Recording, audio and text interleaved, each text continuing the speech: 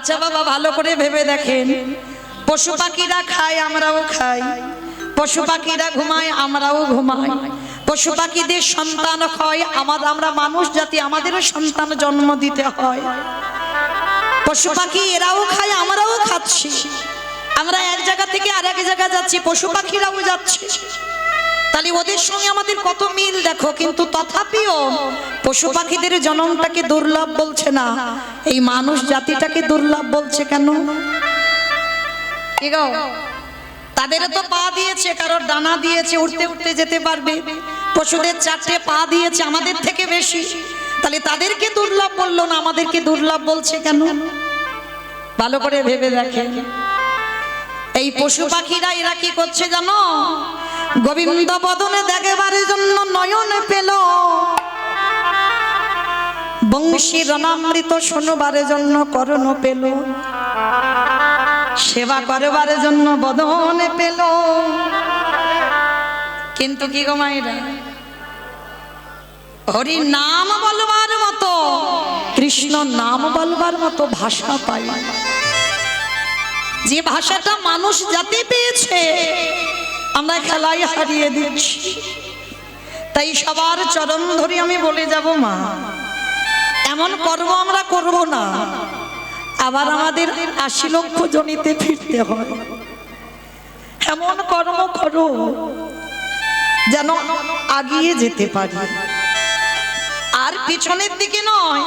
হতেও তো পারে মা 4 লক্ষ বার মানব জন্মের মধ্যে, ধরো মনে করতেও তো পারো এই জন্মটা আমার শেষ, এই জন্মের পরে আমার গৌর গোবিন্দ চরণ প্রাপ্তি,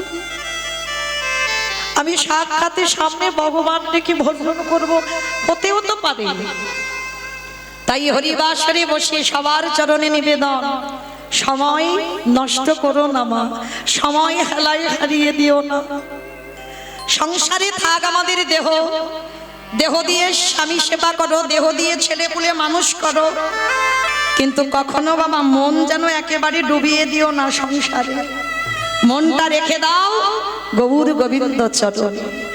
আরে এই জগৎ সংসারে যদি একজন ভক্ত দেহ স্বামী সেবাই দিয়ে, এই দেহ ছেলে পুলেদের দিয়ে মানুষ করে, আত্মীয় স্বজনকে দেখভাল করে, শুধু মনে আমার গোবিন্দ চরণে রেখে যদি সংসার করতে পারো, তারে অচিরে কৃষ্ণ প্রাপ্তি হবে। যদি মনে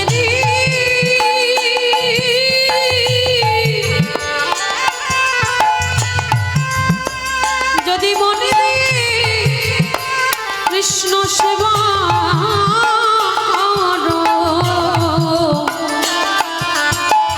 অচিরে কৃষ্ণ প্রাপ্তি হবে।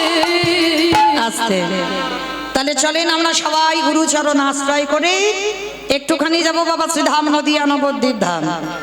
সেই ব্রজেন্দ্র নন্দন কৃষ্ণ কলিকালে হয়েছে শ্রীকৃষ্ণ চৈতন্য মহাপ্রভু। সত্যতে নারায়ণ, ত্রেতাতে রাম, দাপরে কৃষ্ণ, আর কলিতে হলেন শ্রীকৃষ্ণ চৈতন্য মহাপ্রভু। কিন্তু মা চৈতন্য মহাপ্রভু সকালবেলা মাকে প্রণাম করে কীর্তনে বার হয়, আর সারাদিন কীর্তন করে হরি নাম করে আবার বিকালবেলা এসে মাকে প্রণাম করে। কি গো মাইরা, ভগবান যে কর্মটা করেছে সেটা আমরা কেউ পালন করতে পারবো না। ভগবান বলছে সম্ভব নয়। কেন? ভগবান বলছে আমি কলিযুগে তো সন্ন্যাস নিষিদ্ধ বাবা। ভগবান সন্ন্যাসী হয়েছে, নিতাই চাঁদ সন্ন্যাসে যেতে চাইলো, কিন্তু আমার নিমাই বলল না দাদা, তুমিও যদি আমার সঙ্গে সন্ন্যাসী হয়ে যাও, এই যে কালকের দিনই আসছে বাবা নিত্যানন্দ ত্রয়োদশী, নিত্যানন্দ প্রভুর আবির্ভাব তিথি, তা ওই নিতাই চাঁদও আমার নিমাইয়ের সঙ্গে সন্ন্যাস নেবে। মহাপ্রভু বলল অসম্ভব, কারণ আমি সন্ন্যাসে যাচ্ছি জগৎ উদ্ধার করবার জন্য, জগতের কল্যাণের জন্য। আর দাদা তুমিও যদি আমার সঙ্গে সন্ন্যাস নাও, তাহলে এই সমাজ কি বুঝবে? সমাজ মনে মনে ভাববে বুঝি সংসার ত্যাগ করলে তবেই বুঝি গৌর গোবিন্দ ভজন করা যায়। কখনো নয় বাবা, সংসার ত্যাগ করে গৌর গোবিন্দ ভজন করতে বলেন। ওই নামের মালা হাতে নিয়ে দাদার সঙ্গে তিলক সেবা করে গলায় তুলসীর মালা নিয়ে বাবা মাকে কাঁদিয়ে পরিবারকে রেখে মঠ মন্দিরে গিয়ে বসে বাবা কৃষ্ণ ভজন হবে না, ও জীবনে হবে না। কেন? তাহলে বাবা দেবর্ষি নারদ কলিযুগে সংসার করতো না। শ্রীবাস পণ্ডিত হলো, সংসার করলো। দেখেন আমার নিতাই চাঁদ সংসারই হলো, দুটো স্ত্রী জাহ্নবা বসুধা, অদ্বৈত আচার্য গোসাই দুটো সংসার। তাহলে দেখেন সবাই নিমাই পণ্ডিত প্রথমে বিবাহ করলো কাকে? লক্ষ্মীপ্রিয়া। সর্পাঘাতে মৃত্যু হলো, তারপরে দ্বিতীয় বিবাহ করলো বিষ্ণুপ্রিয়া। তাহলে বাবা তারা সংসার করে সমাজকে দেখিয়েছে সংসারের থেকে ভোজে দেখাও। বাবা যারা সংসার ধর্ম করেনি ও তো কোনো জ্বালা নেই। ছেলে বলবেন আমায় দাও, মেয়ে বলবেন আমায় দাও, পরিবার বলবেন আমায় দাও, কোনো দাও দাওয়ের বালাই থাকবে না, নিশ্চিন্তে গোবিন্দ ভজন করতে পারবে। অত সোজা নয়, সংসারে থেকে ভোজে দেখাও। আত্মীয় পরিজন, ছেলে পুলে, নাতিপুতি সব চারিদিক থেকে বলবে আমায় দাও আমায় দাও। সবার আশা মিটিয়েও তোমাকে গোবিন্দ ভজন করতে হবে, তারপরে হবে তুমি কলিযুগে বড় ভক্ত। যার জন্য তো নারদ শিবাস হয়ে সংসার করলো, একটা সন্তান হলো যার নাম হলো কৃষ্ণদাস। তাহলে চলেন সেই মহাপ্রভু সকালবেলা যেত প্রণাম করে আবার ফিরে প্রণাম। তাহলে ভগবান বলছে আমি যেটা করেছি তোরা করতে যাস না, এ জীবনে পারবি না। এ জীবন কেন, কোন জন্মেই তোদের সামর্থ্য থাকবে না, কিন্তু আমি যেটা বলছি সেটা তোদেরকে শুনতে হবে। তাহলে ভগবান যাবার সময় প্রণাম করলো, আবার ফিরে প্রণাম করলো। এখানে এতজন ভক্ত আছেন মা, একবার হৃদয়ে হাত রেখে একজন বলতে পারবেন? মানে আত্মীয় বাড়িতে গেলেন, বাবা মা শ্বশুর শাশুড়িকে প্রণাম করে গেলেন, আর আত্মীয় বাড়ি থেকে ফিরে কোনোদিন প্রণাম করেছেন? কেন করেননি? ভগবান জগৎকে শিখিয়েছে কোথাও যেতে গেলে প্রণাম, আবার ফিরে এসে ঘরে প্রণাম। কারণ আমরা বুঝি না মা এই গুরুজনদের পদধূলার কত দাম। যদি বুঝতাম তাহলে আমাদের এই দশা হতো না কলিযুগে। কারণ এই গুরুজনদের চরণ ধুলাতে কি আছে আমরা বুঝতেই চাই না মা, কিন্তু তার প্রমাণ দিয়ে গেছে বাবা মহাভারত। একেবারে উজ্জ্বল প্রমাণ দিয়ে গেল মহাভারতে। কবে জানো? যেদিন মহাভারতে বাবা কুরুক্ষেত্রের মাঠে যুদ্ধ হবে। একটু মন দিয়ে শ্রবণ করবেন মা।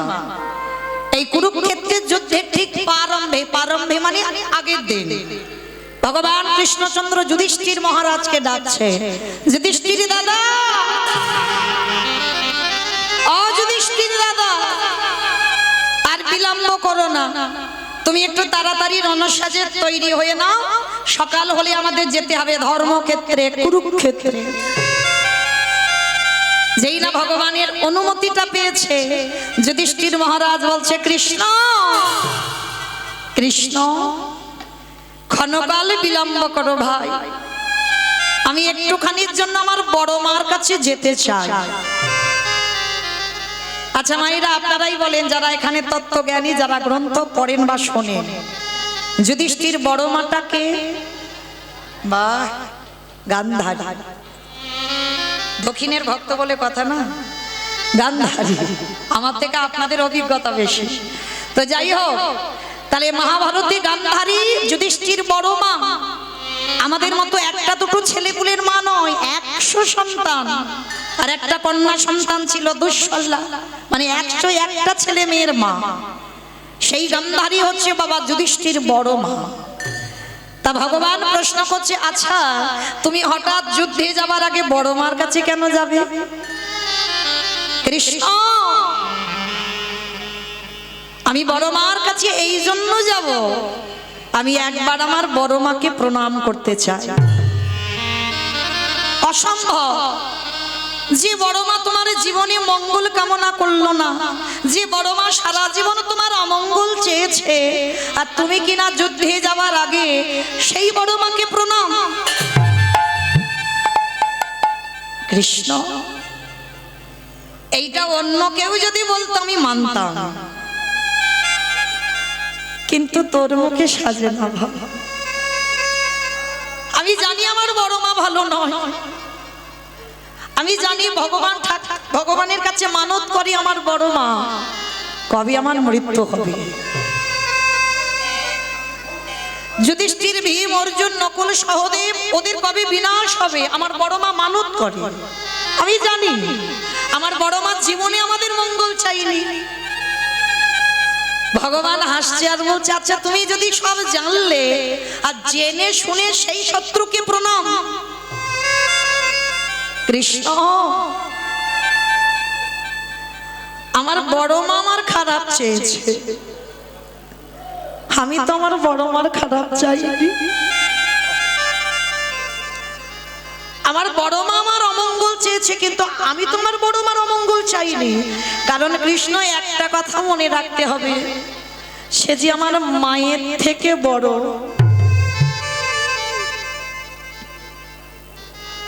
এই হলো বাবা ধর্মপুত্র, যার পথ সর্বদাই ধর্মের পথ। আমার বড় মা মানে আমার মায়ের থেকেও বড়। কৃষ্ণ যে আমার মায়ের থেকে বড় হয়, তার পদধূলা যদি আমি শিরে না নিয়ে যুদ্ধে যাই, কৃষ্ণ আমার মনে ভয় যুদ্ধে গিয়ে যদি আমি আর ফিরে না আসি, আমার বড় মাকে তো প্রণামটা করা হবে না। কৃষ্ণ নিতাই গৌর প্রেমানন্দে হরি বল, হরি বল, হরি বল। আমি যুদ্ধে গিয়ে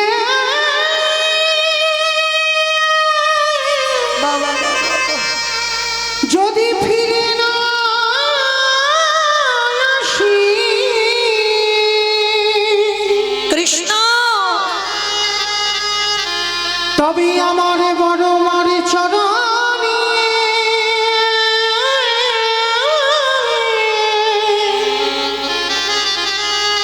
আমার যে প্রণাম করা হবে না। যেই না বলেছে যে বড় মাকে প্রণাম করতেই হবে, ভগবান হেসে বলছে বেশ যাও, তবে দেরি করবে না। কেমন প্রণাম করেই তুমি তাড়াতাড়ি চলে আসবে।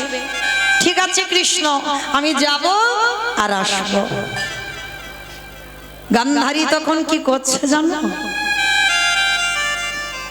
কৃষ্ণের প্রতিচ্ছবিটা নিয়েছে। কৃষ্ণ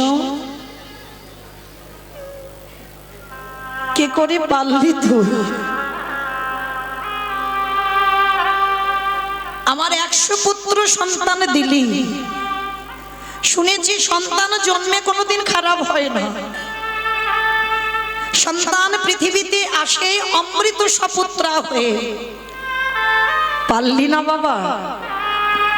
আমার 100টা ছেলের মধ্যে 99টা খারাপ করে দিতে পারতিস, একটা ছেলেকে আমার কৃষ্ণ ভক্ত করে দিতে পারলি। কৃষ্ণ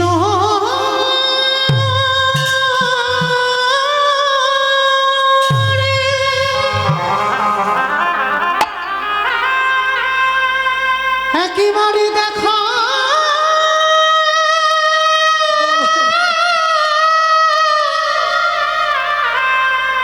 দেখা দে,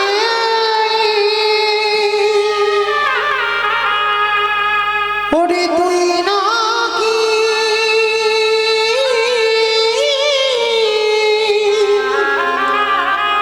ভক্তি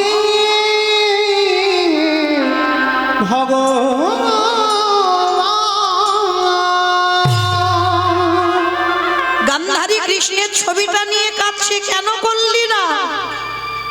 আমার একটা ছেলেকে ভালো কেন করলি না কৃষ্ণ?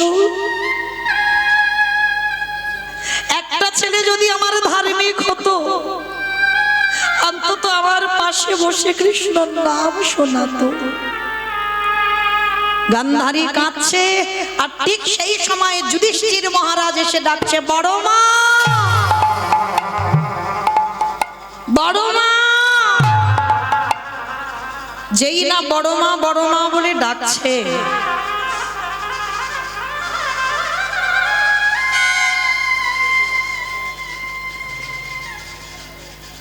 গান্ধারী আমার যেই না দরজায় এসে দেখেছে যুধিষ্ঠির মহারাজ দাঁড়িয়ে আছে।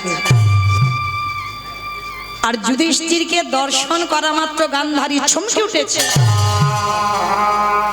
যুদ্ধে যাওয়ার আগের দিন শত্রু দাঁড়িয়ে দরজায়। গান্ধারী রেগে গিয়ে বলল, কি চাস, কেন এসেছিস? ও দেখতে এসেছিস তোর বড় মা কত সুখে আছে, তার 100টা ছেলে কালকে যুদ্ধে যাবে, আমাকে দেখবি বলে এলি?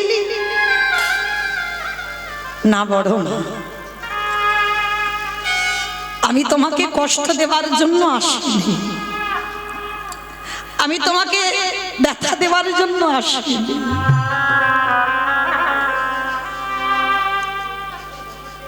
কেন এসেছিস আমার কাছে? বড় মা, কালকে সকালবেলা তো যুদ্ধে যাব, তাই আজকে তোমার কাছে একটা জিনিস চাইতে এসেছি। আমার কাছে?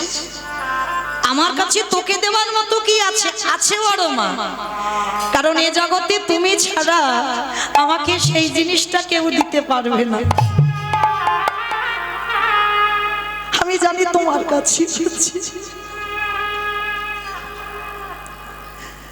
গান্ধারী বলছে, বেশ বল, যদি থাকে তো দেব।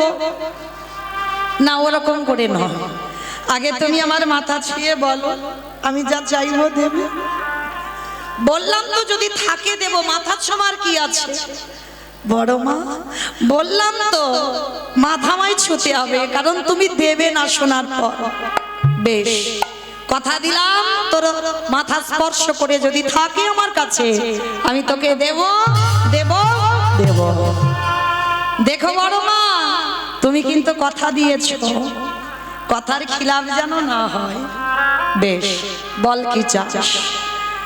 ও বড় মা,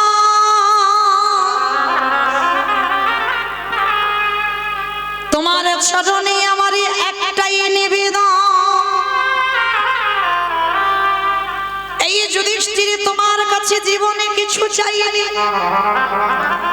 আজ প্রথমবার তোমার কাছে হাত পেতে চাইলাম, তুমি আমার মাথায় হাত দিয়ে আশীর্বাদ করে দাও, যেন কাল যুদ্ধে গিয়ে যেন তোমার যুধিষ্ঠির মৃত্যু হয়ে যায়।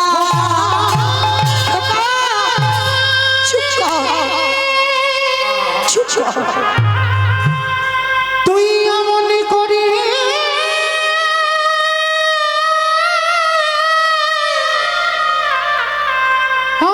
করে বলিস না,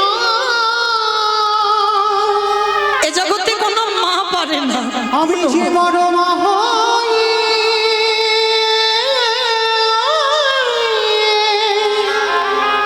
শহীদ পারিব না রে। চুপ কর। তুই আমার কাছে মৃত্যু কামনা করছিস কেন? আর আমি মা হয়ে তোকে মৃত্যু আশীর্বাদ দেব কি করে?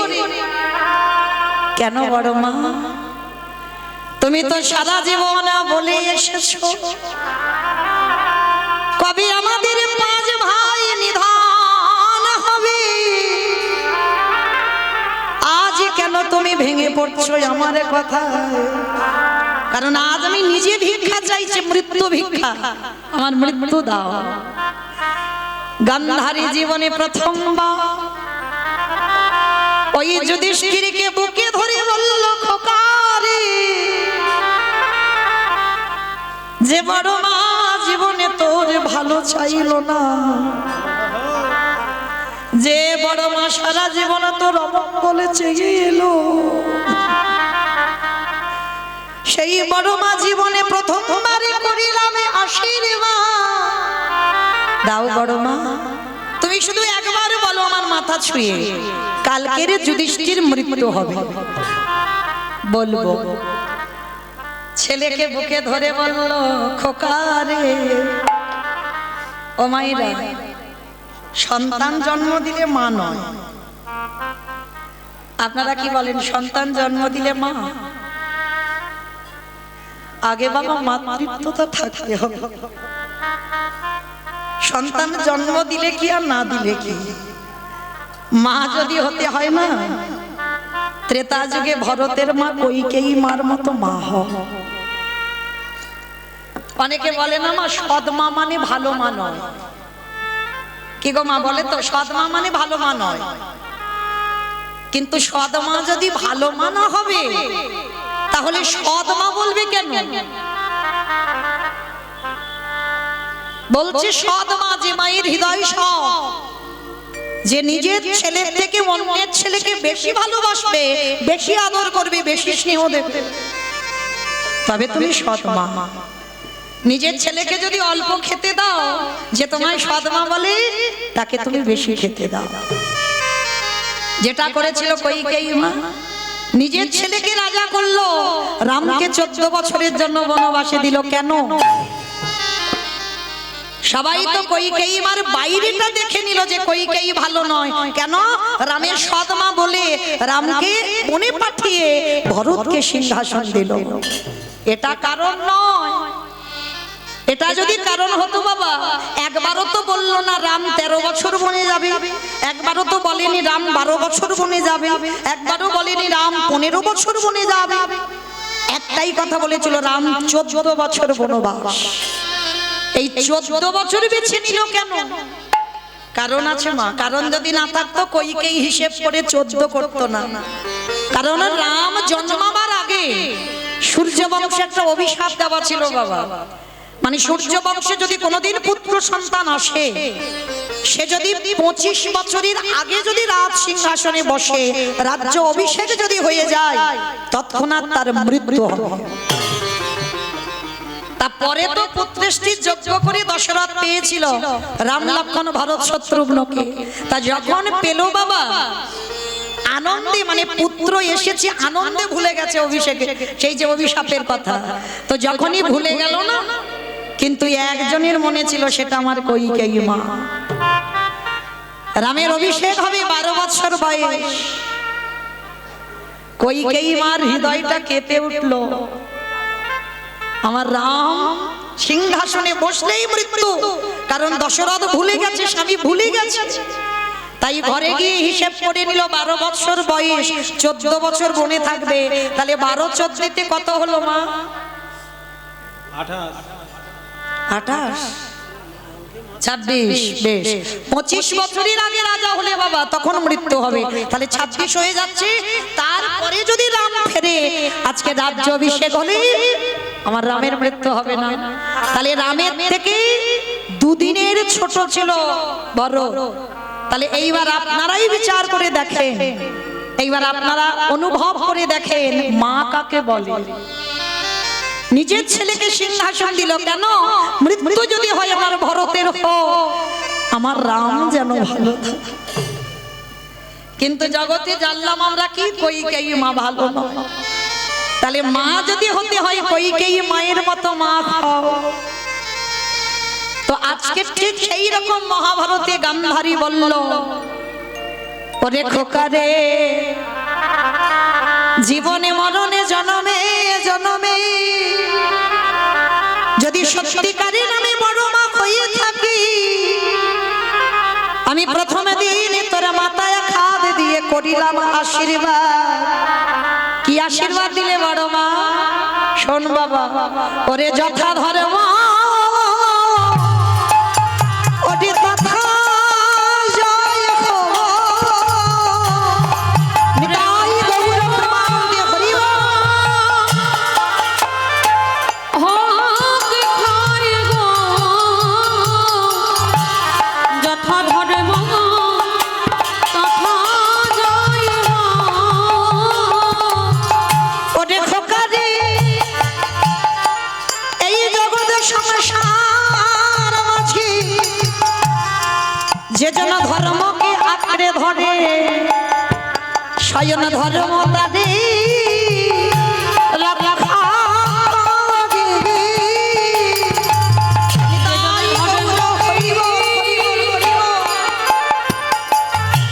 আঁকড়ে ধরে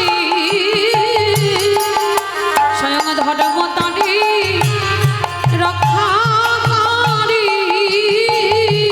এই জগৎ সংসার মাঝে একজন ভক্ত যদি কৃষ্ণ চরণে আশ্রয় করে বসে থাকে, এই পৃথিবী এমন কোন ব্যক্তি জন্ম নেয়নি সেই কৃষ্ণ ভক্তকে নিধন করেতে পারে। যেজন কৃষ্ণ তাই গৌর হরি বল, হরি বল। হরি বল, হরি বল।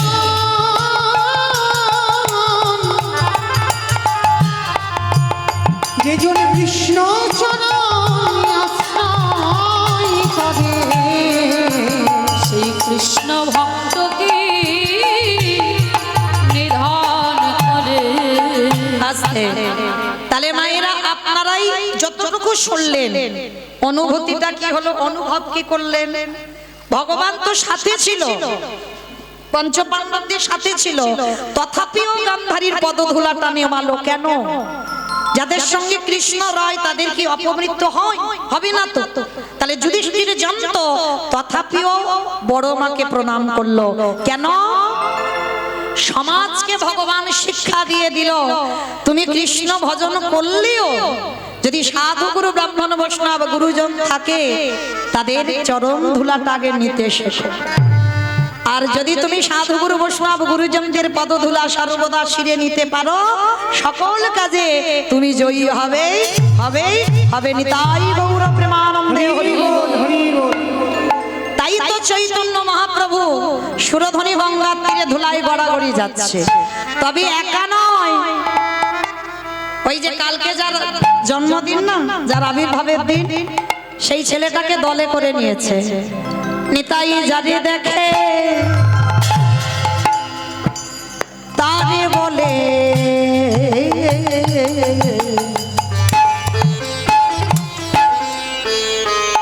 দন্তে তৃণ ধরি হরি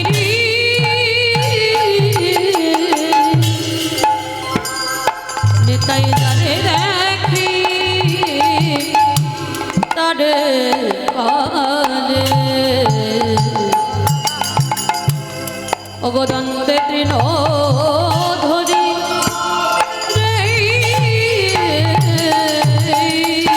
আস্তে। অমাইরা তৃণ মানে কি গো? খড় খড় তৃণ মানে খড়, ঘাস। বেশ, নিতাই চাঁদ দাঁতে ঘাস নিয়েছে, ভাবা যায়? আমার এইটা একটা কিরম মতো লাগছে না? ঘাস নেবে কেন? এই যে আমরা হরিনাম করছি, আমরা কি দাঁতে ঘাস নিয়ে হরিনাম করছি? করছি না তো। তাহলে নিতাই চাঁদ হরিনাম করছে, দাঁতে ঘাস নিচ্ছে কেন? কোনোদিন ভেবেছেন? ভাবেননি? কারণ একটা কথা মনে রাখবেন বাবা, এই যে আমাদের সমাজে একটা নিয়ম আছে। কি নিয়ম? না, গুরুজনদের সামনে কথা বলতে গেলে আমাদের স্বভাবটা যেন একটু নত ভাব হয়। এটা নিয়ম। মানে যারা মানে যারা মানে না তাদের কথা বাদ দিলাম। মানে আমি যে কীর্তনিয়া, আপনারা আমার থেকে অনেকে গুরুজন বসে আছেন, অনেক গুণীজন আছে, তাহলে আপনাদের সামনে আমি যে দাঁড়িয়ে গান গাইবো, মানে আমি অনেক ছোট, তাহলে আমাকে সেইভাবে গান গাইতে হবে। আমার স্বভাব, আমার আচরণটা যেন একটু নত ভাব হয়। মানে আমি অনেক বড় কীর্তনী, আমি অনেক কিছু জানি, এটা আমার সমাজে নিয়ম নয়। কিন্তু মহাপ্রভুর সমাজে একটা নিয়ম ছিল। কি নিয়ম? না, গুরুজনের সামনে যে কথা বলবে তোমাকে দাঁতে একটা ঘাস নিতে হবে। ঘাস না নিলে কি হবে? যে আমি কথাটা বলছি সেই কথাটা সত্যি বলছি, এর মধ্যে কোনো মিথ্যা নেই। মানে যখন রূপ গোস্বামী আর সনাতন গোস্বামী আমার প্রভুর চরণে গেল, তখনও কিন্তু এই দাঁতে ঘাস। আর দাঁতে ঘাস নিলে তখনকার সমাজে মানে গণ্যমান্য ব্যক্তিরা জানতে পারতো যে কথাটা সত্যি বলছি বা বিনতার সহিত বলছে। তাই তোমার নিতাই চাঁদ দাঁতে ঘাস নিয়ে কি করছে জানো? নবদ্বীপের অলিতে গলিতে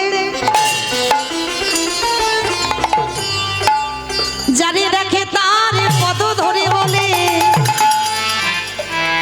তোদের ঘরে আমি বাসনে মেজে দেব, তোদের ঘরে আমি বাটনা বেটে দেব, তোদের ঘরে আমি কাপড় কেচে দেব। আমি বলছি না, আমি করবো এটা বলছি না, নিতাই চাঁদ বলছে। নিতাই চাঁদ বলছে তোদের ঘরে আমি কাপড় কেচে দেব, বাসন মেজে দেব, বাটনা বেটে দেব, তোরা যা যা বলবি আমি সব কিছু করে দেব। কিন্তু বিনিময়ে তোদেরকে একটা কাজ করতে হবে, আমাকে মাইনে টাইনে দিতে হবে না। কি কাজ করতে হবে? তোরাই আমারে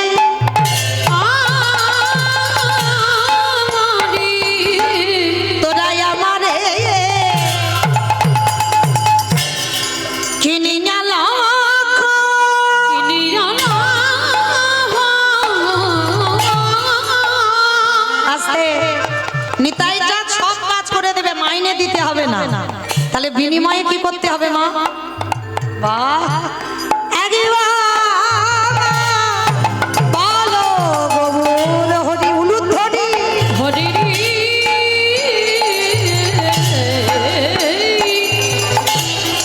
তোমরা আমারে কিনে আনা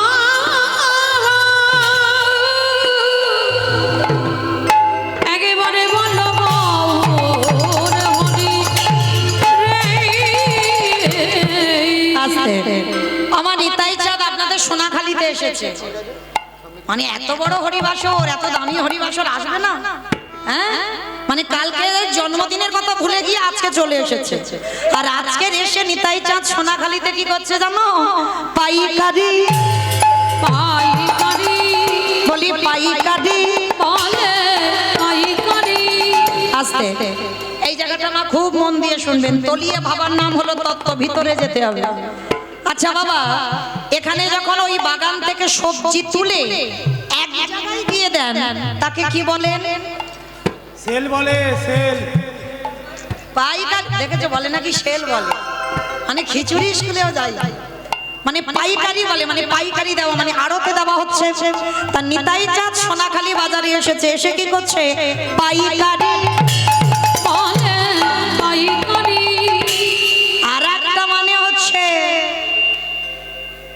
বলি পাইকারি, পাইকারি বলি পাইকারি, পাইকারি।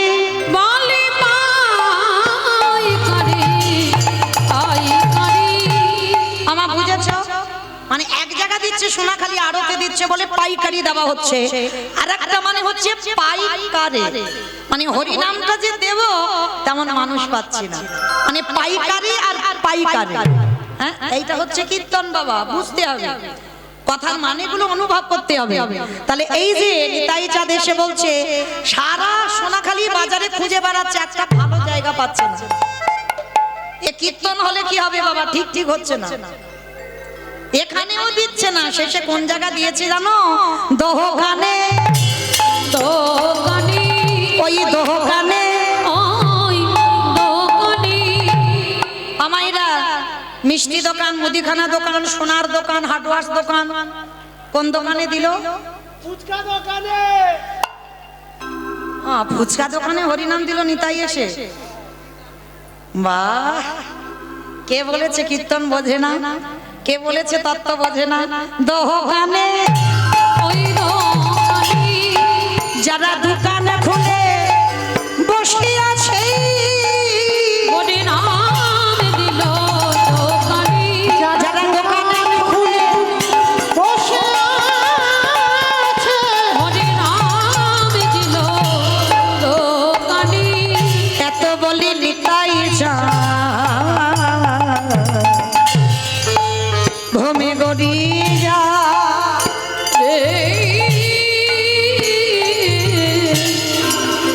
এত বলি নিতাই চাঁদ ঘুমে গড়ে যায় রে ওগো সোনার ওই সোনার পর্বত জানা, পর্বত যায় না। আজ ধুলাতে লুটায় রে নিতাই চাঁদ এসে কি করছে বাবা?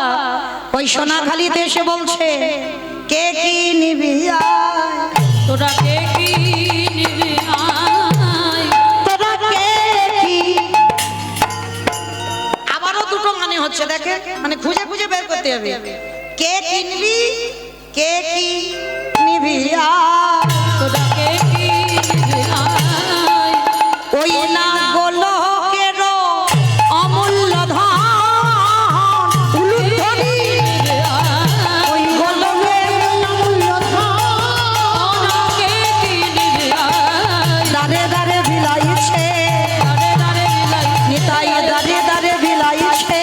দাঁড়ে দাঁড়ে বিলাইছে ওগো মধুমাখা কৃষ্ণ নাম, দাঁড়ে দাঁড়ে বিলাইছে ওগো মধুমাখা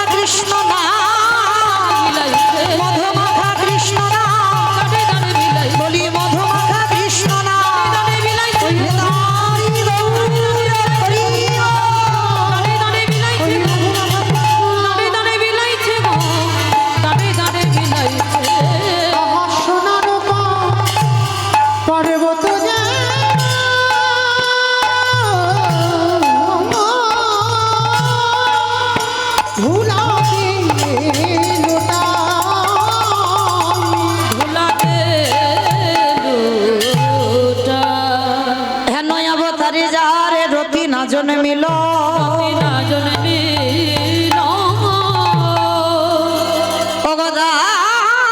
শিলোচন বলে সেই পাপি এলো আর গেল। এলো গেল দাস লোচন বলে সে পাপি এলো না গেল রে লোচন বলে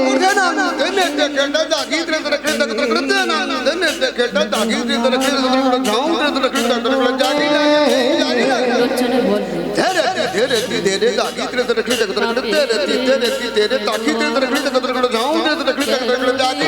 বলবে লোচন বলে লোচন বলে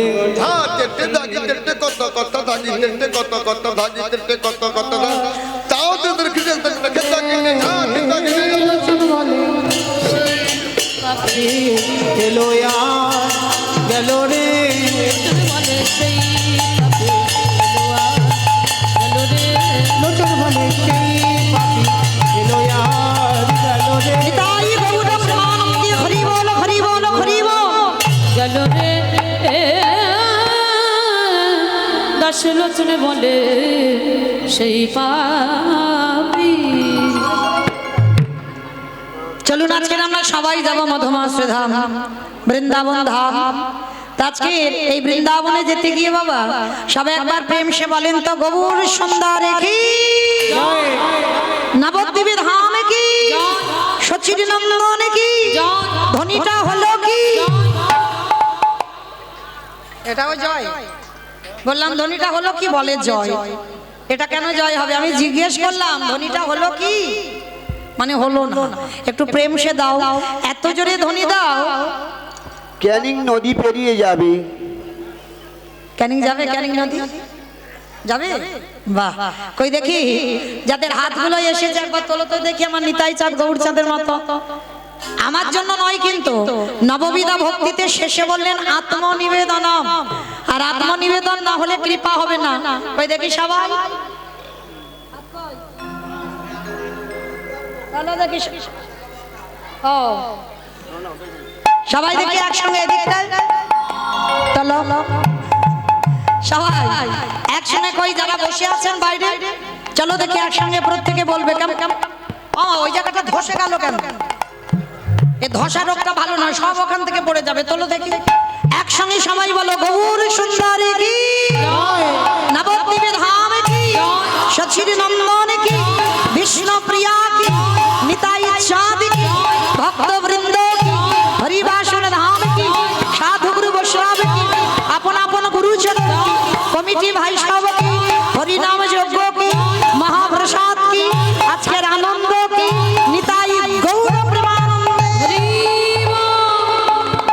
বেশ চলো এবার একটা ভজন গাইতে গাইতে একটু যাই লীলায় কিংবা একটা ভজন হবে হবে চলো একটা ছোট্ট করে ভজন হোক আজকের বৃন্দাবন একটু উলুধ্বনি সবাই।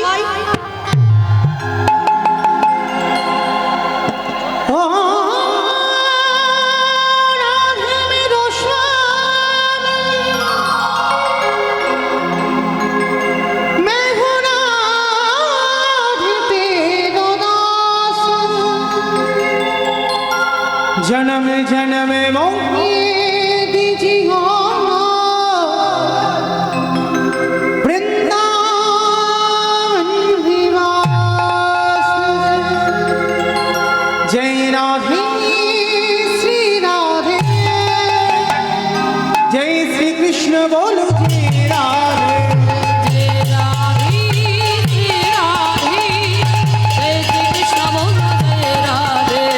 जय राधे श्री राधे जय श्री कृष्ण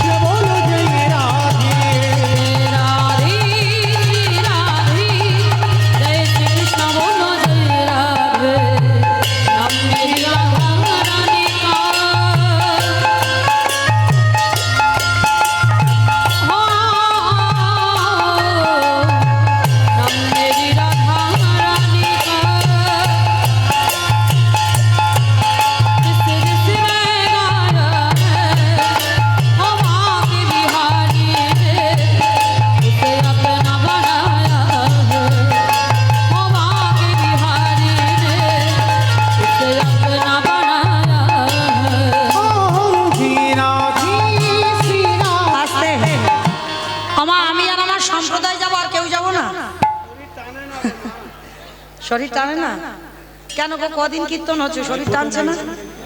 আজ প্রথম দিন। হাই ভগবান, তাহলে এখনো তো আছে সময়। তাহলে আজকের দিনটা আমি রিহার্সাল দিয়ে যাচ্ছি, এরপরে ফাইনাল হবে। কেমন? তাহলে দেখি একবার আমার সঙ্গে হাত দুটো সবাই একসঙ্গে তালে তালে করো তালি। কেমন? नाम मेरी राधा रानी का हो, नाम मेरी राधा रानी का रिस रिस ने गाया है, ओ बांके बिहारी ने उसे अपना बनाया है, ओ बांके बिहारी ने उसे अपना बनाया है। ओ जय राधे श्री राधे নিতাই গৌর প্রেমানন্দে হরি বল হরি বল। राधे श्री राधे जय श्री कृष्ण बोलो जय राधे শ্রী রাধে শ্রী রাধে শ্রী রাধে। श्री আস্তে राधे আমার একটু রাধে রাধে বলবে না? বলবে তো? মা কই তোলো দেখি একবার সবাই আমার সঙ্গে একবার রাধা নাম করো একবার দেখি সবাই। শ্রী রাধে শ্রী রাধে শ্রী রাধে শ্রী রাধে। श्री राधे श्री राधे श्री राधे श्री राधे श्री राधे श्री राधे श्री राधे श्री राधे श्री राधे श्री राधे श्री राधे श्री राधे নিতাই গৌর প্রেমানন্দে হরি বল। राधे राधे राधे राधे जय राधे श्री राधे जय श्री कृष्ण बोलो जय राधे ओ जय श्री कृष्ण बोलो जय राधे ओ जय श्री कृष्ण बोलो जय श्री कृष्ण बोलो जय राधे প্রেম সে বলো রাধা রানী কি জয় নিতাই জয় রাধেশ্যাম জয় জগন্নাথ জয় মহাপ্রভু হরে কৃষ্ণ। সমবেত শুধু কৃষ্ণ অনুরাগী গৌর অনুরাগী মাতৃমণ্ডলী পিতৃমণ্ডলী আহুত অনাহুত ভাগত এই গ্রামবাসী বৃন্দ, যারা আমার রাধা গোবিন্দের, যারা আমার গৌর নিতাইয়ের রাতুল চরণ আশ্রয় গ্রহণ করেছেন, তাহাদের সবাকার চরণে রইল আমার কোটি কোটি দণ্ডবত। তারপরে জানাই এখানে যত সাধুগুরু ব্রাহ্মণ বৈষ্ণব আছেন, তাহাদের পাদ পদ্মে রইল আমার ভক্তিপূর্ণ দণ্ডবত প্রণাম। তারপরে জানাই মাগো, আমি আমার পিতামাতার চরণে, আমার শিক্ষা গুরু দীক্ষা গুরুর চরণে অনন্ত কোটি কোটি দণ্ডবত প্রণাম। তারপরে যাদের কথা না বললে বাবা সব থেকে বড় ভুল হবে, সব থেকে বড় অপরাধ হবে। এই যে সোনাখালী বাজারের হরিনাম সংকীর্তন, বহু দিনের হরিবাসর, বহু বৎসরের হরিবাসর, যে দাদা ভাই, যে বাবা ঠাকুর, যে ভাইদের ঐক্লান্তিক প্রচেষ্টায়, যাদের সহযোগিতায়, যাদের উদ্যোগে আজকের এই মহান নামযজ্ঞানুষ্ঠান প্রতি বছরের ন্যায় হয়। আমার মতো অধম কীর্তনিয়া মৌমিতা ঘোষ, আমি আমার সম্প্রদায়ের তরফ থেকে সর্বাগ্রে তাদের চরণে জানালাম ভক্তিপূর্ণ দণ্ডবত প্রণাম। প্রণাম দিলাম একটা কারণে মা, আগে আমাদের সবাইকে জানতে হবে এটা কলিযুগ। কলিযুগে যাগযজ্ঞ নয়, ব্রত পূজা নয়, ধ্যান তপস্যা নয়। চৈতন্য মহাপ্রভু বললেন কলির মানুষ যদি পূজা অর্চনা না করে তাতে খুব একটা অসুবিধা হবে না। করলে ভালো, না করলে যে খুব অসুবিধা হবে তা নয়, করলে ভালো। যদি কোনো মানুষ ধ্যান তপস্যা না করে তাতেও অসুবিধা হবে না, কোনো মানুষ যদি যাগযজ্ঞ না করে তাতেও অসুবিধা হবে না। কিন্তু কলির মানুষকে একটাই পদ অবলম্বন করতে হবে, সেটা কি? হরিরে নাম হরিরে নাম হরিরে নাম এবকে বালা बोलो কলকনাস্তে নাস্তে নাস্তে ভগতির অন্যথা। गोतिरा था কলির মানুষের হরিনাম ছাড়া কোনো গতি নাই, কোনো গতি নাই, কোনো গতি নাই। একমাত্র ভব পারাপারির সম্বল হলো বাবা এই হরির নাম সংকীর্তন। আপনারা প্রশ্ন করবেন মৌমিতা এই সোনাখালীর হরিবাস তো আজকে কারণ নয়, যতদিন ধরে কীর্তন হচ্ছে, যতদিন ধরে কীর্তন শুনছে, প্রতিটা কীর্তনিয়া ওই একটাই কথা বলে যায় বাবা, হরিনাম শোনো, হরিনাম গাও, একাদশী করো, ভগবানের চরণে চন্দন তুলসী দাও, তুলসী গাছে জল দাও, ও ছাড়া কলির মানুষের কোনো গতি নাই। কি মায়েরা সব কীর্তনিয়ারা বলে না হরি ছাড়া গতি আছে, সব কীর্তনিয়ারা বলে। কিন্তু বাবা কীর্তনিয়ারা বলবি আর আপনারা শুধু শুনে কানে চলে যাবেন হবে না, একটু হৃদয়ঙ্গ করতে হবে। এই যে কীর্তনিয়ারা বলছে হরি ছাড়া গতি নাই, সত্যি কি গতি আছে? যে যত বড় ধনী হও না কেন, যার যত টাকা থাকুক না কেন, যার যত অর্থ থাকুক না কেন, কেউ যদি সোনার পালঙ্কে ঘুমায়, কেউ যদি টাকার বিছানায়ও ঘুমায়, কেউ যদি সারা জীবনে দিল্লি বোম্বে কাটায়, তবু মনে রাখতে হবে মা শেষের দিনে তোমার আপনেরা কেউ নয়। যাদের আগলে বসে আছো, ছেলে আমারে, মেয়ে আমারে, জায়গায় আমারে, জমি আমারে, বিষয় আমারে, বৈভব আমারে, বন্ধু আমার, কিন্তু মনে রেখো ভাই, বাঁশি যদি বেজে যায় পড়ে থাকবে সরকারি খামার। এসেছো একা, তুমি যাবে একা। যেদিন এসেছিলে মা সেদিন এই সংসার আমাদের পরনে একটা সুতো দেয়নি, আর যেদিন সংসার ছেড়ে চলে যাব এই সংসার আমাদের একটা সুতো দিয়েও পাঠাবে না। তাহলে কাদের জন্য তুমি কৃষ্ণ ভজন ভুলে যাচ্ছ? কাদের জন্য আমার আমার করে সকাল থেকে রাত্রিতে ঘুমাতে যাওয়া পর্যন্ত বাবা শুধু আমার আমার করে গেলাম? সারা দিনের মধ্যে একবারও আমরা কৃষ্ণ হা গৌর প্রাণ গৌর বলে কাঁদতে পারলাম না। একবারের জন্য আমরা দেহ মন প্রাণ জীবন যৌবন গৌর গোবিন্দ চরণে অর্পণ করতে পারলাম না। কিন্তু চরণ ধরি বলে যাই মা, শিশুকালে কৃষ্ণ ভজে কৃষ্ণ পাবার আসে, কৃষ্ণ পাবার আসে, অগ যৌবনেতে কৃষ্ণ ভজে আসে বা না আসে, আসে বা না আসে, অগ বৃদ্ধ কালে কৃষ্ণ ভজে জমের তর আসে। এই কথাটা বাবা আপনারা জানেন, আমি একটু মনে করাচ্ছি। কেউ যেন ভাববেন না মা কীর্তনিয়া বড় বড় কথা বলে জ্ঞান দিয়ে যাচ্ছে না। আপনাদের চরণে আমি অনেক কনিষ্ঠা, আপনারা অনেক জ্যেষ্ঠ জ্যেষ্ঠা বসে আছেন। এটা আমার কথা নয়, গ্রন্থ বিধান দিল শিশুকালে কৃষ্ণ ভজে কৃষ্ণ পাওয়ার আসে, যৌবনেতে কৃষ্ণ ভজে আসে বা নাই আসে, বৃদ্ধকালে কৃষ্ণ ভজে জমের তার আসে। ভজন যদি করতে হয় মা একটু সকাল সকাল নামতে হবে। বেলা গড়িয়ে গেলে কোনোদিন আর কৃষ্ণ ভজন সাধন হবে না। একদিকে মহাজনেরা বলছেন মা সকাল সকাল ভজন করো, আর একদিকে বলছে মা কুড়ি ফুলে গোবিন্দ সেবা হয় না। কি বাবা, একদিকে বলছে সকালে ভজন করো, একদিকে বলছে কুড়ি ফুলে গোবিন্দ সেবা হয় না।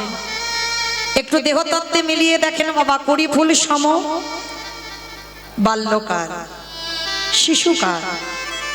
দেখবেন ছোট ছোট বাচ্চারা বায়না করবে, বাবা মা ঠাকুমা দাদু যাচ্ছে কীর্তন শুনতে সোনাকালী, বায়না করবে বাবা আমাকে নিয়ে চলো, দাদু আমায় নিয়ে চলো।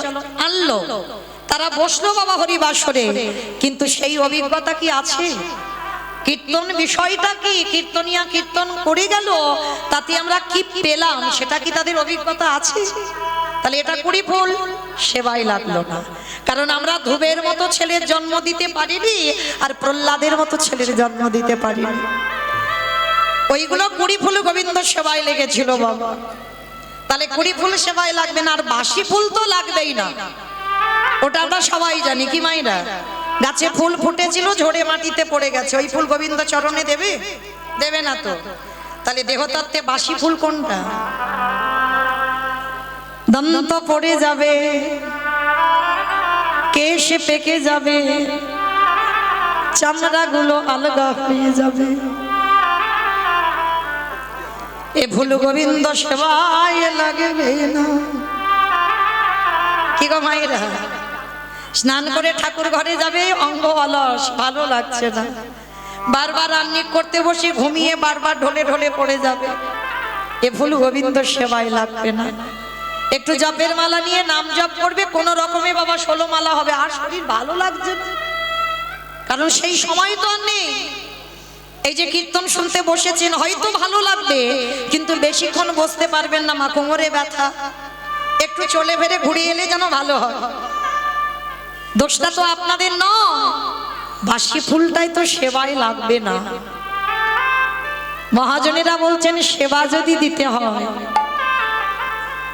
যে ফুলটা আজকের ফুটেছে সেই ফুলটা সেবায় দাও। যে ফুল আজকের ফুটেছে মা, যেটা হচ্ছে গোবিন্দ সেবা দেবার জন্য, সেই ফুলটা গোবিন্দ সেবায় দাও। আর আজকের ফোটা ফুল সম আমাদের যৌবনকাল, সেবা যদি দিতে হয়,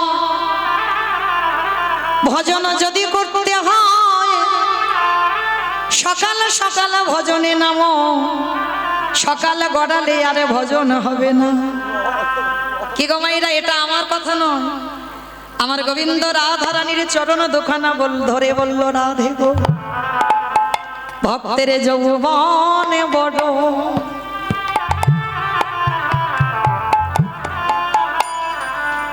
বড় ভালো বাসি, বলে ও গো রাধি,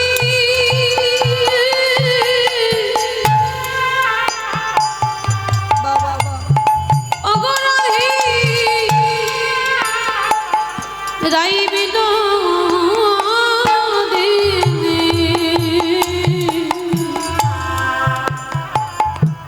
ভক্তের যৌবন বড়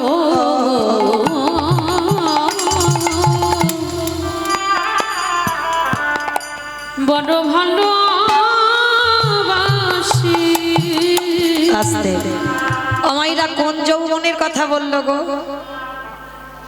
যেদিন আমাদের 10 ইন্দ্রিয় গোবিন্দ সেবায় লাগবে।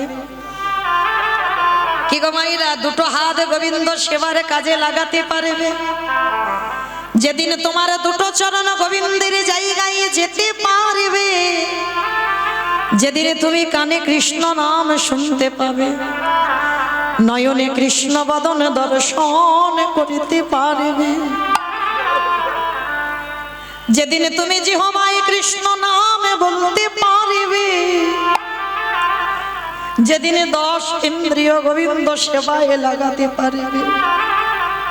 কি গো মাইরা, বয়স হয়ে গেলে কোমরে ব্যথা, হাঁটুতে ব্যথা, বেশিক্ষণ দাঁড়াতে পারবে না। তুমি যে ভগবানের ধামে যাবে, যেতে পারবে না, কারণ হাঁটুর ব্যথা, চলতে পারছো না। এ ফুল গোবিন্দ সেবায় লাগবে।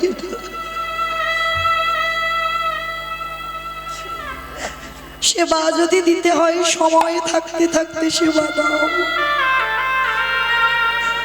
বেলা গড়িয়ে গেলে সেবা হবে না। যার জন্য মা, আপনারা যারা রাধারানীর গোবিন্দের মাথুর লীলা শুনেছেন, অবশ্যই কীর্তন শোনেন মানে শুনেছেন বাবা মাথুর লীলা। গোবিন্দ আমার বৃন্দাবন থেকে মথুরায় গেল, রাধারানী 100 বছর কেঁদেছিল, একটা দুটো বছর নয়। কি গো, জড়জগতে কেউ যদি ভালোবেসে 1 বছর চলে যায়, 2 বছর চলে যায়, পাগলের মতো হয়ে যায়। আমার গোবিন্দকে ভালোবেসে রাধারানীকে ত্যাগ করেছিল 100 বছর। রাধারানী গোবিন্দ বিরহে না কেঁদে কেঁদে একেবারে বিছানা সজ্জা, মৃত্যু সজ্জা, কঙ্কাল সার দেহ, এবার দেহ থেকে প্রাণটা চলে যায়। ঠিক সেই সময় মৃত্যু দশায় পড়ে আমার রাধারানী বলল, ললিতা রে, আমারে গোবিন্দকে ভালোবেসে আজ এই দশা, কিন্তু তোদের চরণ ধরে আমি বলি না গেলাম, আমার মনে বড় ভয় লাগে। যেদিন আমারে গোবিন্দ ব্রজ ছেড়ে মথুরায় চলে গেল, কিন্তু সজনী রে, যদি কোনোদিন আমার সাধনার ফলে আমারে গোবিন্দ যদি মথুরা থেকে ব্রজধামে ফিরে আসে, বলে বলে ও ললিতা, সেদিন আমারে গোবিন্দ যদি ব্রজে আসে, দেহে যদি আমার যৌবনে না থাকে, বলে বলে কি দিয়ে গোবিন্দে, গোবিন্দের সেবা সেবা দিব আমার যৌবনে যদি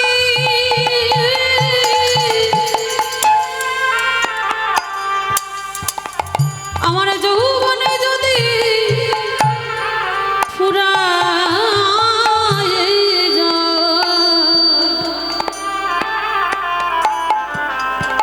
ওরে লোলে তারি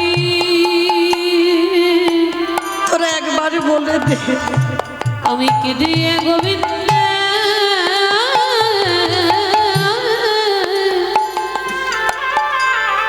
বলে বলে সেবা দিব আসতে তাহলে মায়ের আমরা এইটুকু শ্রবণ করে কি বুঝলাম কৃষ্ণ ভজিবারে তরে সংসারে আয়ন মিছে মায়ায় বদ্ধ হয়ে বৃক্ষ সম হইন এই যে 84 লক্ষ জনী আমাদের জন 4 লক্ষ বার মানব জন 80 লক্ষ জনী আমরা সবাই ফেলে এলাম পেলাম সাধীর দেব দুর্লভ মানব জন পৌঁছে গেলাম আমরা সবাই বৃন্দাবন আজকের আমাদের আলোচনার বিষয় আস্বাদনের বিষয় 16 গোস্বামীর মধ্যে এক গোস্বামীকে নিয়ে আমরা আলোচনা করব যাদের পথ আমরা অবলম্বন করে আমরা কৃষ্ণ ভজনের পথে এগিয়ে যাচ্ছি বাবা যে 16 গোস্বামীর পদ আমরা ভজনে উচ্চারণ করি যারা ভক্তি পথে গেছে অবশ্যই এই 6 জনের নাম বদনে বলতে হয় শিরূপ সনাতন ভট্ট রঘুনাথ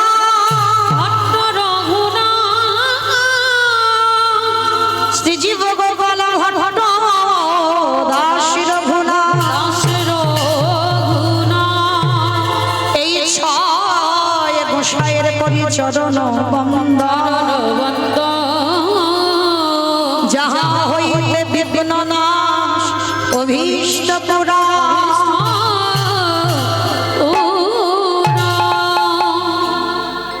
শিরূপ সনাতন ভট্ট রঘুনাথ শ্রীজীব গোপাল ভট্ট দাস রঘুনাথ এই 6 জন গোস্বামী মা এই 6 জন গোস্বামীর মধ্যে আজকের আমার লীলা হবে আস্বাদন হবে একটা গোস্বামীকে নিয়ে যে গোস্বামীর নাম হলো রঘুনাথ দাস গোস্বামী আজকের আমাদের আস্বাদন হবে রঘুনাথ দাসের বৈরাগ্য এই যে রঘুনাথ দাস বাড়ি ছিল আদি সত্যগ্রাম হুগলি জেলা মানে হুগলি জেলাটা বাবা বড় ধন্যাতি ধন্য কেন জানো যেমন শুধু বাবা তারকেশ্বরের মন্দির নয় ওটা জাগ্রত মন্দির হলেও ওর থেকে আরো মূল্যবান জায়গা রয়েছে যেমন অভিরাম ঠাকুরের শ্রীপাঠ যারা যাবেন হুগলি কৃষ্ণনগর নদিয়া কৃষ্ণনগর নয় হুগলি জেলায় কৃষ্ণনগর আছে ওই কৃষ্ণনগরে ওখানে অভিরাম ঠাকুরের শ্রীপাঠ আর এই অভিরাম ঠাকুর হচ্ছে শ্রীদাম সখা কারণ যারা যারা ব্রজে ছিল বাবা সবাই কিন্তু নদিয়ায় এসেছে এই যে আপনাদের কপালে চন্দনের টিপ রাধে রাধে দিয়েছে না এইটা প্রথম শ্রীবাস অঙ্গনে যখন মহাপ্রভু হরিনাম করছিলেন দাদা নিতাই চাঁদকে বলেছিল দাদা তুমি সবাইকে একবার ভালো করে খুঁজে দেখে নাও তো সবাই এলো কিনা হ্যাঁ ভালো করে বোঝেন সেই দিন থেকে এখনো চলে আসছে বাবা হরিবাসরে বসলে কপালে চন্দনের ফোঁটা কেন আমার মহাপ্রভু আদেশ দিয়েছিল নিতাই চাঁদকে দাদা দেখে নাও সবাই ব্রজ ছেড়ে ফিরেছে তো তা যেই না একটা একটা করে দেখছে দেখতে দেখতে বলল ভাই সবাই ফিরেছে কিন্তু একজনকে তো দেখতে পাচ্ছি না বলে সে কে বলে আমাদের শ্রীদাম কই সঙ্গে সঙ্গে আমার প্রভুর মাথায় হাত ইচ্ছা সর্বনাশ আমি তো শ্রীদামকে ডাকিনি সবাইকে ডেকে বাবা ঘরে ফিরিয়েছিল কিন্তু শ্রীদামকে ডেকে ঘরে ফেরাইনি কারণ আপনারা জানেন যেদিন ব্রহ্মা কৃষ্ণের ধেনুর পাল চুরি করে বাবা গুহতে লুকিয়ে রেখেছিল কেন ভগবান চিনবে বলে মনে মনে অহংকার হলো না ভগবান যে সে গরু চড়াবে কেন ভগবান যে সে ব্রজ রাখালদের এঁঠো খাবে কেন এটো খাচ্ছে খা, কাঁধে চড়াচ্ছে চড়া, আবার রাখাল্লা খাবে তার ওই মুখের ভিতর থেকে টেনে খাবে। এটা তো ভগবান নয়, কি করে ভগবান হতে পারে? আর প্রমাণ করবার জন্য রাখালগণদের গরুগুলোকে চুরি করে রেখে দিল কোথায়? গিরি গোবর্ধনের পর্বতের গুহাতে লিখে দিল লুকিয়ে। তো প্রভু যখন জানতে পারলো বাবা নিজেই ব্রজ রাখাল হলো, মানে শ্রীরাম সুদাম দাম বসুদাম মধুমঙ্গল, মানে নিজেই 24 জন বন্ধু হয়ে, মানে নিজেই এক এক রূপে গরু বাছুর হয়ে যে যার ঘরে গেলেন। আর যখনই গেলেন ব্রহ্মা মনে মনে চিন্তা করলো, তার মানে আমি এদের চুরি করে রাখলাম আর ওদিকে যে যার সব ঘরে চলে গেল, এটা কি করে হলো? যখন ব্রহ্মার অহংকার চূর্ণ হয়ে গেল, কিন্তু গোবৎস চুরি করার অপরাধে তার জন্য সেই ব্রহ্মাকে কলিযুগে আসতে হলো বাবা। জন্মটা ব্রাহ্মণের ঘরে হলো, কিন্তু লালন পালন হলো মুসলমানের ঘরে। এই যে গরু চুরি করলো, যার জন্য মুসলমানের ঘরে লালন পালন হলো, নাম হলো হারেশ। পরবর্তী দিনে হলো যেমন হরিদাস, ইনি ছিলেন সৃষ্টিকর্তা ব্রহ্মা, অহংকার চূর্ণ করেছেন ভগবান। তা ভগবান আবার কি করেছে, যখন বৃন্দাবন মানে দাপর যুগ শেষ, সবাইকে ডেকে ডেকে এনেছে, কিন্তু শ্রীরাম সখার কথা ভুলে গেছে ভগবান। আর ওই গুহর ভিতরে শ্রীরাম সখার অভিমান হলো, কানাই সবাইকে তুই ডাকলি, ওই একবারও তো তুই আমাকে ডাকলি নেই। আমিও প্রতিজ্ঞা করলাম যতদিন না তোর আমার কথা মনে পড়বে, যতদিন না তুই আমাকে ডাকবি আর নিজে যদি না নিতে আসিস, আমি এখান থেকে বেরোবো না। আজও আছে বাবা, গিরি গোবর্ধনে যাবেন যারা পরিক্রমায় যায়, গিরি গোবর্ধনের পর্বতের নিচে আছে যে গুহাটার নাম হলো ধোকা গুহা। মানে কৃষ্ণ ধোকা দিয়েছে, সবাইকে ডেকেছে, ওরে ডাকেনি, ওই জন্য গুহাটার নাম হলো ধোকা গুহা। তো এই যে যখনই ডাকলো না, দাপর যুগ শেষ, কলিযুগ চলে এলো। আর যখনই কলিযুগ চলে এলো মা, ওই যে কপালে চন্দন দিয়ে দিয়ে নিতাই চাঁদ দেখে নিল সবাই ফিরেছে, শ্রীরাম আসেনি। মহাপ্রভু বলল, দাদা তুমি এক্ষুনি যাও বৃন্দাবনে, আমার শ্রীরামকে এক্ষুনি ডেকে আনো। নিতাই চাঁদ ছুটে গেল, আর গিয়ে দেখছে বাবা সেই ধোকা গুহার ভিতরে কে যেন কৃষ্ণ কৃষ্ণ কৃষ্ণ বলে কাঁদছে। একেবারে গুহার মুখেতে বড় একটা পাথর ঢাকা দেওয়া আছে। নিতাই চাঁদ পাথরটা সরিয়ে দেখে না, ইহা একটা লম্বা চওড়া ছেলে। কেন? সত্যের মানুষ 21 হাত, ত্রেতার মানুষ 14 হাত, দাপরের মানুষ 7 হাত, কলির মানুষ যে যার হাতে 3.5 হাত। তাহলে কলিযুগে নিতাই চাঁদ আর দাপর যুগে শ্রীরাম সখা, মানে 7 হাত। কত লম্বা! আর যেই না শ্রীরাম বেরিয়েছে, নিতাই চাঁদ একেবারে মাথাটা এইরকম করে দেখছে, ওরে বাবা এত লম্বা লোক, আর নিতাই চাঁদ যেন ছোট বেটে হয়ে আছে। নিতাই চাঁদ বলছে, শ্রীরাম তুই আমারে চিনতে পারছিস না? নিতাই চাঁদকে দেখে বলছে, হাই ভগবান তুমি এত বেটে, তুমি কে গো? বলে, সে কি রে আমারে ভুলে গেলি? আমি তো তোর বলাই দাদা। হ্যাঁ গো, তুমি যদি বলাই দাদা হলে এতটুকু হয়ে গেলে কেন? বলে, আরে পাগল, এটার বৃন্দাবন দাপর যুগ নয়, এটা কলিযুগ। কলিযুগ? তা তুমি যদি আমার বলাই দাদা হলে আমার কানাই কই? বলে, কানাই আছে, এখানে নয়, এসেছে ব্রজের বাঁকা, কালো শাখা দেখবি। আমাইরা উলু কই একটু দাও। আমাদের সোনার নদী এসেছে ব্রজের বাঁকা, এসেছে ব্রজের বাঁকা, কালো শাখা দেখবি আমাদের সোনার নদিয়া। ও তার কালো বরণ নাই, ও তার কালো বরণ নাই, ও তার কালো বরণ নাই, ও তার কালো বরণ নাই। ও রাই অঙ্গে অঙ্গ দিয়ে গৌর হলো তাই, রাই অঙ্গে অঙ্গ দিয়ে গৌর হলো তাই, ও রাই অঙ্গে অঙ্গ দিয়ে গৌর হলো তাই। ওই রাই অঙ্গে অঙ্গ দিয়ে গৌর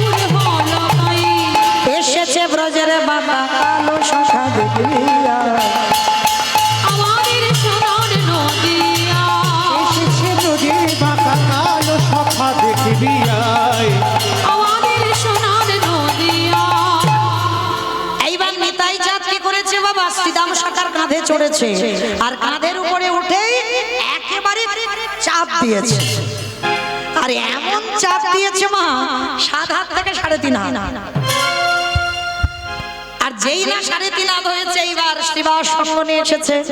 কিন্তু মহাপ্রভু বললেন শ্রীরাম এইভাবে তো আসা যায় না, সমাজ বলে একটা নিয়ম আছে, সমাজ বলে একটা ব্যাপার আছে, তোমাকে নতুন করে আসতে হবে।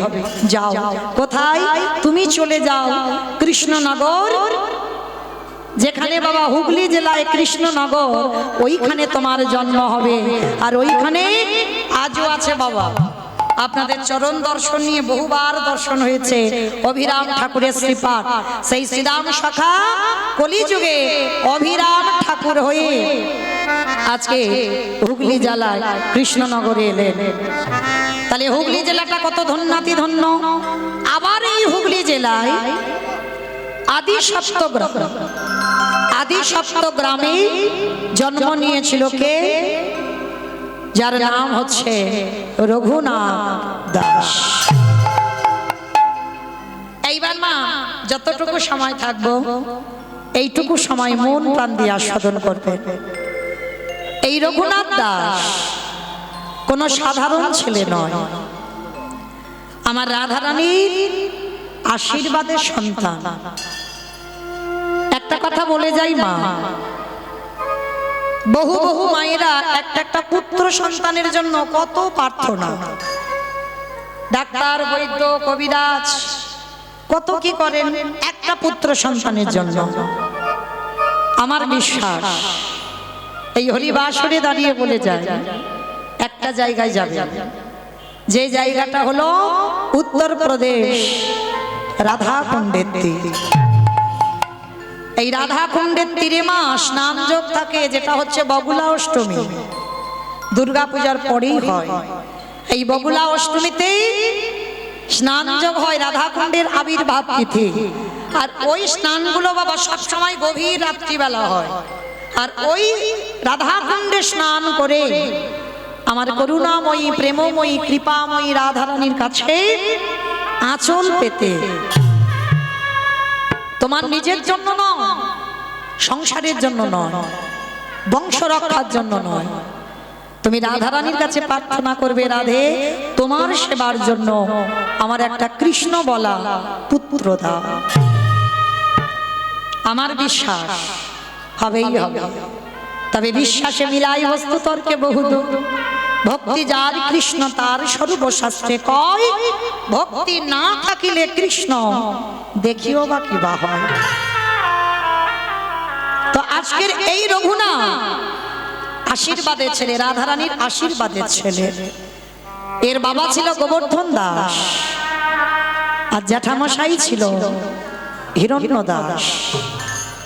জ্যাঠামশাই বিয়ে করেনি, কিন্তু গোবর্ধন আর হিরণ্য মানে এদের ভাই ভাইটা ঠিক রাম লক্ষণের মতো। মানে রামের কথা বললে যেমন লক্ষণের কথা এসে যায়, ঠিক ওই রকম গোবর্ধনের কথা বললে হিরণ্যের কথা এসে যাবে। এদের দুই ভাই ঠিক এই রকমই মিল ছিল। আর এদের জমিদারিতে বাবা এক মাসে আয় ছিল 12 লক্ষ স্বর্ণ মুদ্রা। নবাবকে কর দিত 8 লক্ষ স্বর্ণ মুদ্রা কর। মানে কত বড় জমিদার, কত বড় ধনী। সেই ধনী বাড়ির ছেলে দশা একটু লক্ষ্য করবেন। সেই মানত করে সাধ্য সাধনা করে রঘুনাথকে পেল। রঘুনাথ জন্ম নিল, কিন্তু জন্ম নেওয়ার দিন থেকে দিনে দিনে তো সন্তান বড় হয়। রঘুনাথ যখন দিনে দিনে বড় হচ্ছে বাবা, ছোটবেলা থেকে রঘুনাথের হৃদয়ে বৈরাগ্য ভাব। সংসার কোনোদিন তার ভালো লাগে না। রাজ সিংহাসন, রাজ পালঙ্ক, রাজ ঐশ্বর্য, ঘর বাড়ি টাকা পয়সা রঘুনাথের কোনোদিনই পছন্দ ছিল না। রঘুনাথ যখন দিনে দিনে বড় হচ্ছে না, ঘর থেকে কখন বলতে কখন ছেলেটা বেরিয়ে যায়। বড় লোক তো, আবার প্রহরীরা সবাই মিলে রঘুনাথকে ধরে বাড়িতে আনে। মানে ছেলেটা এত বিরক্ত করে দিচ্ছে, বাবা জ্যাঠা রেগে গিয়ে বলছে, রঘুনাথ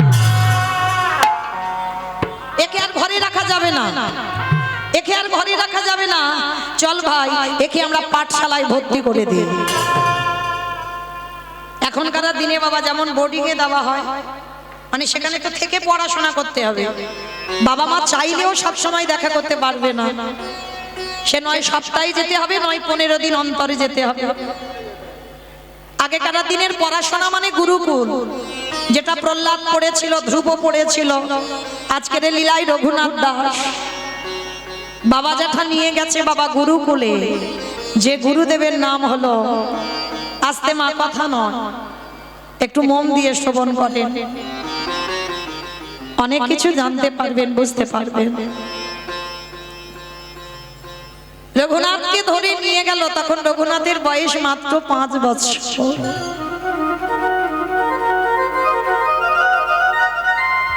গুরুকুলে নিয়ে গেল।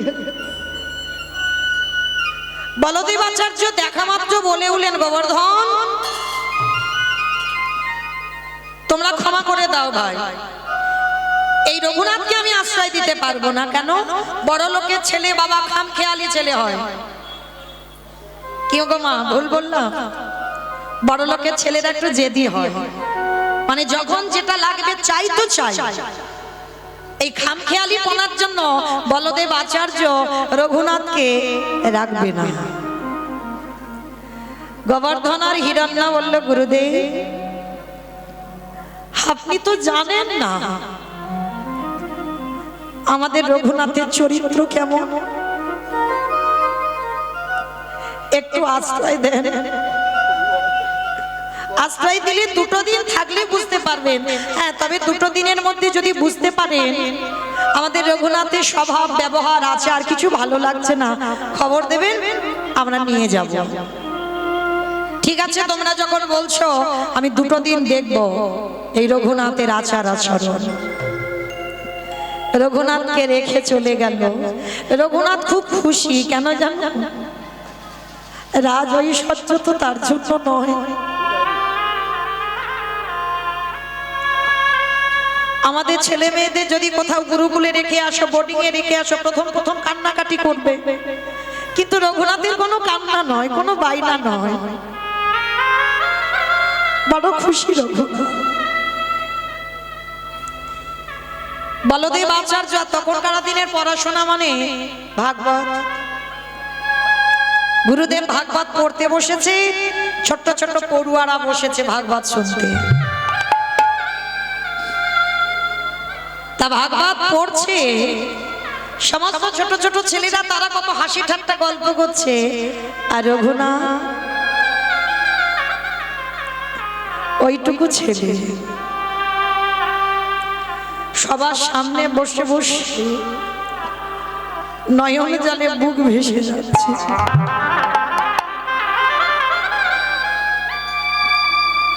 বলদেব আচার্য দেখছে যে রঘুনাথ কাঁদছে। যেই না রঘুনাথের চোখের জল তা ভাগবতরা রেখে দিয়ে গুরুদেব বলদেব আচার্য রঘুনাথের কাছে গেছে। রঘুনাথ, ও রঘুনাথ, কি হয়েছে বাবা? তোমার কি বাবা মা জ্যাঠার জন্য মন খারাপ? না গুরুদেব। তাহলে কি তোমার এই পাঠশালায় বন্ধু নেই, ওই জন্য মন খারাপ? না গুরুদেব। তাহলে কি তুমি আমার ভাগবত শুনে কাঁদছো? তুমি কি কিছু বুঝতে পারছো? না গুরুদেব।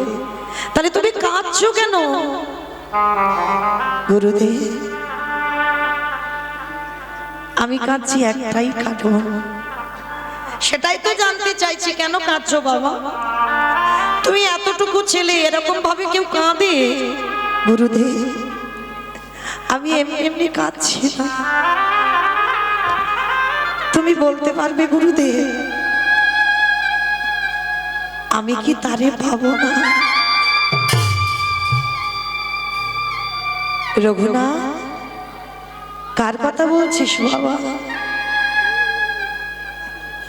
কে সে? বল না বাবা, কি সে? গুরুদেব, তোমার চরণে আমার নিবেদন, আমি কি কৃষ্ণ চরণ পাবো না? ওগো গুরু নিতাই গৌর প্রেমানন্দে হরি বল।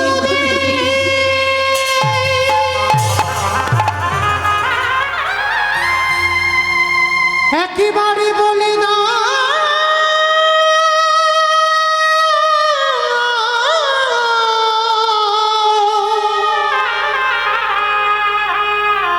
আমি কোথা গেলে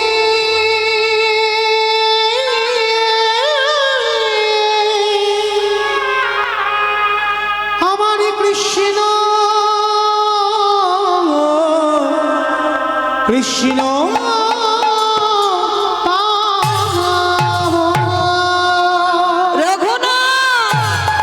আমি কোথা গেলে পাবনি দেখা ওগো দয়া মা আমি কোথায়